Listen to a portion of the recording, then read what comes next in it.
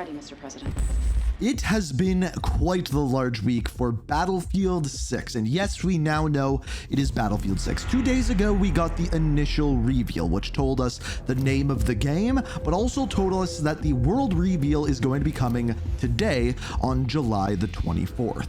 The day after that, we received another teaser, this one specifically diving into the story and the overall vision of what this game is going to be about. And don't worry, we have more story. And then today, we got the big thing, the final reveal, the world reveal, which gave us some information on multiplayer and when we're going to be seeing more of that, but also give us more of a deep dive into the story and what the gameplay of the game is going to look like. And as per usual, I love diving into the story of games, and that is exactly what we're going to be doing today. So if you kind of want an initial reaction or first look, I have those over on Ink TV, which will be linked down in the description or after this video.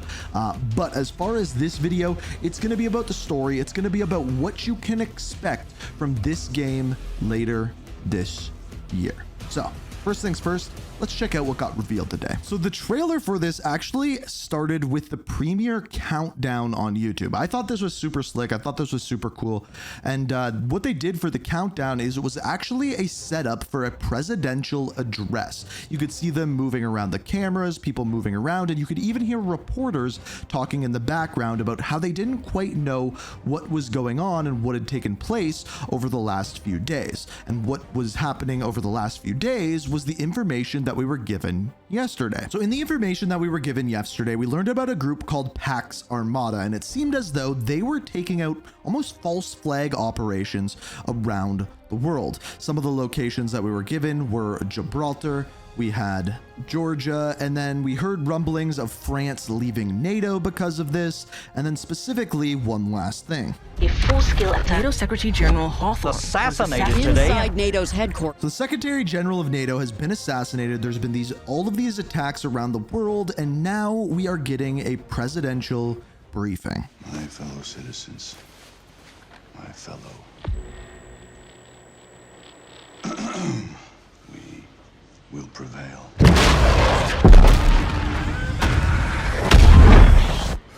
We're ready, Mr. President. My fellow citizens, today represents a dark day in our history. With this monstrous, unprovoked attack, no country is safe from their reach. For all those serving on our behalf, our prayers go with you. For the Pax Armata mercenaries who are watching now, I have a message. It's over. First of all, I think this is a really cool way of starting the trailer. If it was me, I'd have Kiefer Sutherland be the one doing the address here. I don't know, it just kind of looked like him.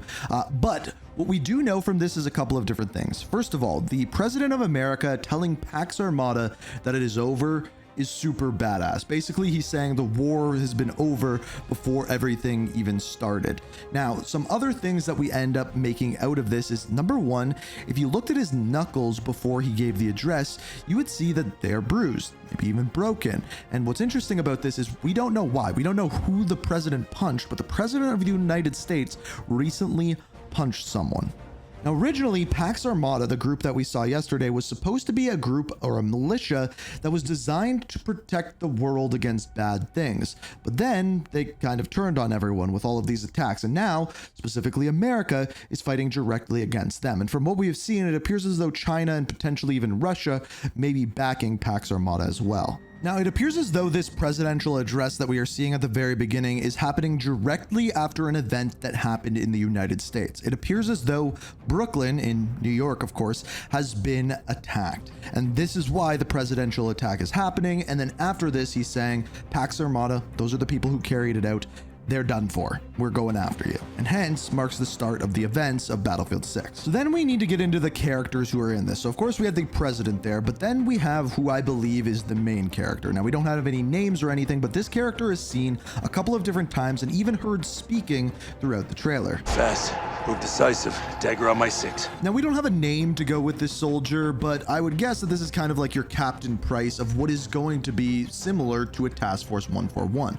What we know from leaks and what we've heard is in this game, you're going to be playing as a group of multinational soldiers who are going against this group known as Pax Armata. And throughout this trailer, we see various different examples of these wide variety and groups of soldiers fighting throughout the world. But assumably, again, this bearded character is going to be kind of our main character throughout the game. Now, villain-wise, who are the bad guys? So this is Pax Armata. You can see all of these soldiers are wearing very similar gear. Around their wrist, they appear to be wearing some sort of green emblem or icon. And this is a large group of these militia that has been put together. Now, one thing that I have seen in the past that Battlefield doesn't always do the best with their stories is have a bad guy, but I think we can actually see one throughout this trailer. So this character, just when you look at him, immediately looks as though he's a bad guy. He has half of his face burnt.